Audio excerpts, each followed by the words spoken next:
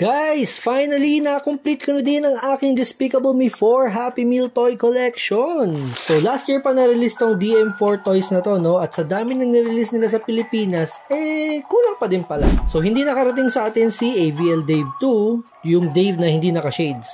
At isa pa sa hindi na-release ay si Ronto, yung naka-proud pose. Tapos, pwede na rin para ako maging anti-villain league dahil meron na akong AVL ID card, AVL Secret wristwatch, AVL Secret phone. May book din pala tayo para makilala lahat ng characters. Siyempre, hindi rin mawawala yung Minion party hats natin, no? Si Minion Bob at si Minion Otto. And lastly, yung pinaka-favorite ko, yung exclusive Happy Meal box for Despicable Me 4. Ako, hindi na yata sila kasya sa maliit na lalagyan. Oh, next video natin ha, ililipat natin sila sa kanilang new AVL Secret Base. By the way guys, meron pa akong binibentang Despicable Me 4 sets and book. Message mo lang ako to avail. Papara papi!